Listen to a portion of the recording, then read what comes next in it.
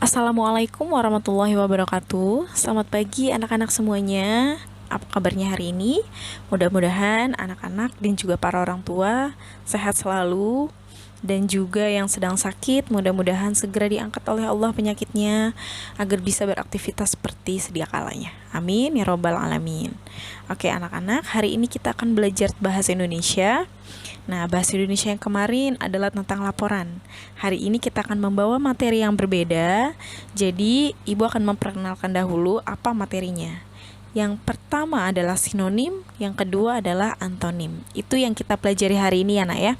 Mohon maaf sekali hari ini tidak bisa Zoom dikarenakan di sekolah ada kegiatan atau ada acara. Jadi anak-anak silakan disimak videonya, kemudian ditulis apa-apa yang penting seperti biasa ya. Jangan nunggu disuruh ibu atau ditugaskan, tetapi anak-anak langsung tulis di buku temanya. Kira-kira ada yang penting nggak? Karena pembahasan di buku paket sedikit ya.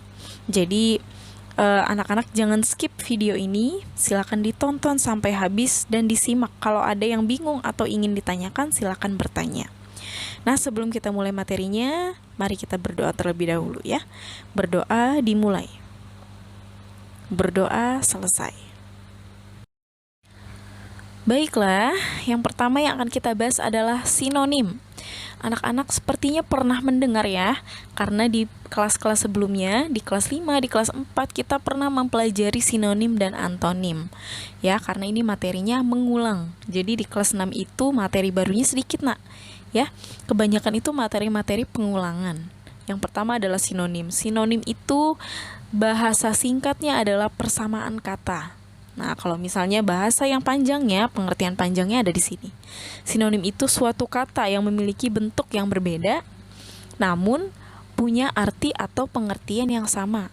Ya, jadi ada kata nih, artinya sama, bentuknya beda. Kalau misalnya ada satu kata dan satu kata yang lain, berarti artinya sama, walaupun berbeda pengucapannya dan juga bentuknya. Seperti itu yang namanya sinonim. Kemudian apalagi di sampingnya yang bisa dijelaskan lagi ya pengertian sinonimnya. Disebut padanan kata atau persamaan kata. Yang tadi Ibu bilang ya, itu persamaan kata namanya. Sinonim itu merupakan kata-kata yang mempunyai bentuk berbeda, misalnya pelafalannya dan juga tulisannya ya. Tulisannya beda tapi artinya sama, maknanya mirip. Gitu. Itu namanya sinonim. Nanti akan ada contohnya. Nah, ini dia contohnya. Ada tabel di sini contoh-contoh sinonim karena di buku paket sedikit ya contohnya. Jadi kita langsung mengambil di video ini. Penting sekali ya. Jadi anak-anak boleh ditulis contoh-contohnya. Yang pertama, katanya itu adalah bertemu. Kemudian, apa sih sinonim dari kata bertemu? Bertemu itu kan berarti satu orang ketemu dengan orang yang lain, ya. Itu namanya bertemu atau bersapa. Sinonimnya apa? Berjumpa. Berjumpa itu mirip dengan bertemu, artinya mirip ya. Sama-sama orang lain bertemu dengan orang yang satunya lagi, ya, seperti itu. Tapi bentuknya beda, pengucapannya juga beda, bahkan hurufnya semuanya beda. Nah, contoh kalimatnya seperti ini. Kemarin malam aku bertemu dengan Vita di sekolah. Kemarin malam aku berjumpa dengan Vita di sekolah. Artinya sama. Jadi anak-anak boleh pakai bertemu, boleh pakai berjumpa ya kalau mau nulis sesuatu. Kemudian yang kedua, hewan. Nah, kalau hewan itu sinonimnya adalah binatang ya. Jadi kalau anak-anak mau pakai hewan, menyebut kucing itu adalah hewan boleh, menyebut kucing itu binatang juga boleh karena artinya sama. Ya, walaupun pengucapannya beda.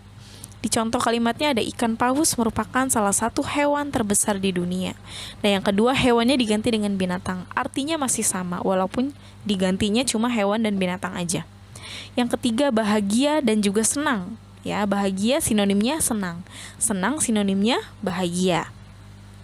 Kalimatnya apa? Hal yang membuatku bahagia adalah ketika bertemu denganmu. Nah, bahagianya tinggal diganti deh dengan kata senang. Artinya akan sama aja. Ya, jadi anak-anak nanti banyak menemukan pastinya ya. Banyak menemukan kata-kata yang memiliki persamaan makna atau persamaan arti, ya. Sudah paham sampai di sini untuk sinonim? Nanti kalau misalnya ada yang nggak paham, boleh ditanyakan ke ibu ya lewat WA. Kemudian yang kedua adalah antonim. Nah, kalau antonim itu beda dengan sinonim. Antonim itu kalau bahasa pendeknya adalah lawan kata. Nah, apa sih?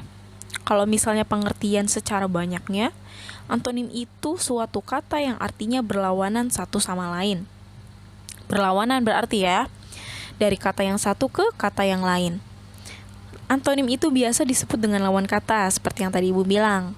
Antonim merupakan kata-kata yang mempunyai makna saling berlawanan satu sama lain. Nah, kita langsung ke contoh antonimnya. Ini dia, katanya jauh. Berarti kalau antonim itu lawan kata, lawan dari jauh itu dekat. Seperti itu, jauh itu berarti ada di ujung sana. Nah, kalau misalnya antonim itu lawan kata atau kebalikannya, berarti kalau misalnya jauh dari sana, antonimnya adalah dekat. Dekat berarti ada di sini, gitu ya. Nah, untuk kalimatnya, jarak antara lapangan sepak bola dengan rumahku sangat jauh. Yang kedua, jarak antara lapangan sepak bola dengan rumahku sangat dekat. Nah, kalimatnya sama ya, dan juga jauh dekat itu katanya berbeda. Tetapi maknanya jadi berbeda juga ya, nggak sama kayak sinonim tadi. Walaupun diganti kata-katanya, yang jauh dan dekat diganti, tapi persamaannya masih ada, maknanya masih sama. Tapi kalau antonim, kalau udah diganti tuh, jauhnya diganti jadi dekat, udah beda makna, udah beda arti ya.